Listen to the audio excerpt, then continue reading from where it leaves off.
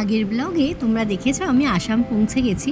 তো পৌঁছেছিলাম তো 10টা 20-তে। তারপরে আজকে এই যে বেরিয়েছি বিকেলবেলা, দুপুরে লাঞ্চ করে একটু রেস্ট নিয়ে বিকেলে কামাখ্যা মন্দির লাগোয়া যে মন্দিরগুলো আছে তো সেই মন্দিরগুলোর দর্শনে।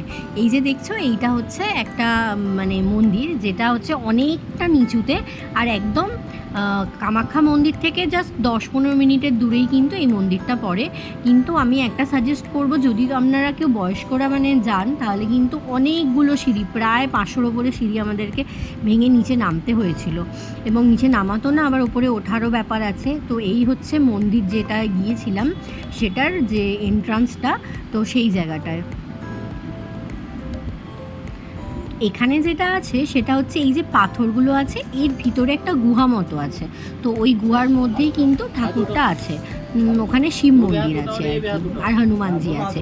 এই যে জায়গাটা আছে এখান দিয়ে অনেকে মনে করেন ভক্তরা যে এই জায়গাটা দিয়ে বেরোলে আর কি ওই আর কি একটা ভগবানের ভক্তির ব্যাপার। তো ওনারা যেটা বলছিলেন অনেকেই চেষ্টা করছিলেন। আর এই যে জায়গাটা ভিতরটা কিন্তু একদম অন্ধকার, আর এখানে হচ্ছে শিবলিঙ্গ আছে, সামনে জল রাখা আছে, ওখান থেকে নিয়ে জল দিতে হয়, আর ভিতর দিয়ে এসে এই যে এদিকে সিঁড়ি করা আছে এদিক দিয়ে নামতে হয়।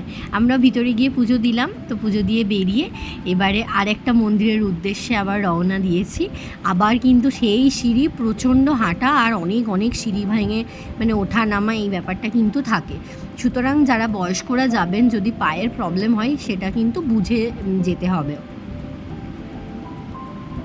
এতগুলো সিঁড়ি ভেঙে আসার পরে সবারই কিন্তু বেশ পিপাসা পেয়ে গিয়েছিল।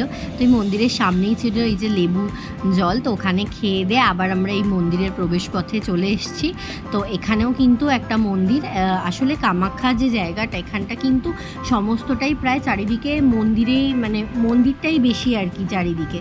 আর ভিউগুলো কিন্তু খুব সুন্দর, যেহেতু এই মন্দিরগুলো একদম পাহাড়ের উপরে, তো এখান থেকে কিন্তু নিচের দৃশ্যগুলো খুব সুন্দর। এই হচ্ছে সেই মন্দির।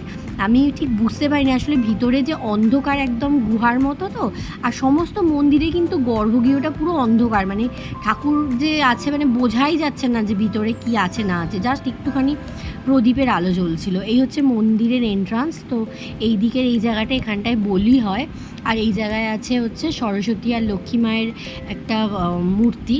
তারপরে কিন্তু এইটা মেন গর্ভগৃহ। গর্ভগৃহের মধ্যে হচ্ছে এই যে ঠাকুরটা দেখছেন, এই যে জায়গাটা, এইগুলো কিন্তু এই ভিতরটা কিন্তু পুরো অন্ধকার। আর এই মন্দিরের বাইরে থেকে কিন্তু নিচে ব্রহ্মপুত্র আর পুরো শহরটা দেখা যাচ্ছিল, খুবই সুন্দর লাগছিল ওপর থেকে ভিউটা। তারপরে এই রাস্তা দিয়ে আমরা হেঁটে হেঁটে আমরা নিচের দিকে এলাম। এখানেও আরেকটা বগলা মন্দির বলে এখানে এলাম। আর সব জায়গাটাই বেশ গা ছমছমে জায়গা আর কি। আর এই যে দেখছেন এখানে এই ধারে সবাই আছেন বসে। তো এই জায়গাটাও একটু ওখানে বলে না যে একটু তান্ত্রিক টাইপের জায়গা। তো এই মন্দিরগুলোয় গেলে আপনি নিজেই বুঝতে পারবেন, একটা অন্য ধরনের অনুভূতি।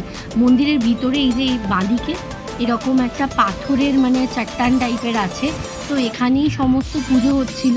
এবং আমি ঠিক বুঝতে পারছিলাম না এখানে কীভাবে পুজো টুজো হচ্ছে, কিন্তু এটুকু বুঝতে পারলাম বেশ মানসিক করে অনেকে এখানে পুজো দেয়।